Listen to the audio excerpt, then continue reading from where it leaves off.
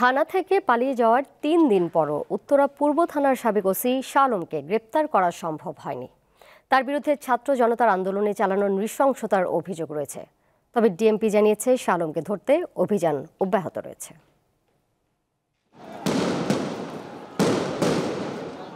বৈষম্য বিরোধী ছাত্র আন্দোলন চলাকালে গত বছরের ১ আগস্ট রাজধানীর উত্তরা পূর্ব থানার ভারপ্রাপ্ত কর্মকর্তা ওসি হিসেবে যোগ দেন শাহ আলম। আন্দোলনে ছাত্র জনতাকে হত্যার অভিযোগে একই থানায় দায়ের করা মামলায় তাকে আসামি করা হয়।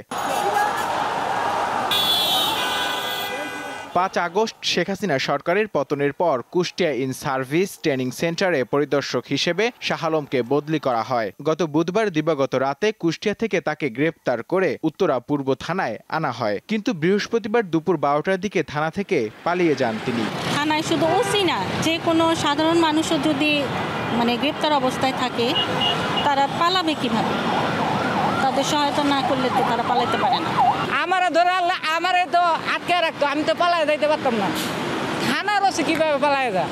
শাহ আলমকে ধরতে রেড অ্যালার্ট জারি করা হয়েছে। তাকে গ্রেপ্তারে তৎপরতা চলছে বলে জানায় পুলিশ। ইতিমধ্যে উক্ত ঘটনা তদন্তের জন্য উত্তরা ডিভিশনের পক্ষ থেকে ২ সদস্যের একটি তদন্ত কমিটি গঠন করা হয়েছে। এছাড়া যে পলাতক অপরাধী তাকে ধরার জন্য বিভিন্ন জায়গায় অভিযান জোরদার করা হয়েছে এবং বিভিন্ন স্থানে এই সংক্রান্ত সতর্কতা জারি করা হয়। তিনি বলেন, কারো দায়িত্বের অবহেলার প্রমাণ পাওয়া গেলে কঠোর শাস্তির আওতায় আনা হবে। যেহেতু এটা নিয়ে একটা তদন্ত কমিটি গঠন করা হয়েছে, তদন্ত কমিটি কাজ করছে।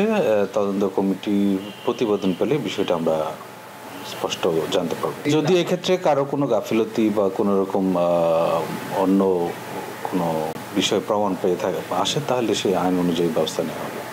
সাবেক ওসি শাহ আলম পালিয়ে যাওয়ার ঘটনায় উত্তরা পূর্ব থানার এএসআই মোহাম্মদ সাজ্জাদ হোসেনকে সাময়িক বরখাস্ত এবং একই থানার ওসি মহিবুল্লাহকে প্রত্যাহার করা হয়েছে। নূর আলম, দীপ্ত সংবাদ, ঢাকা।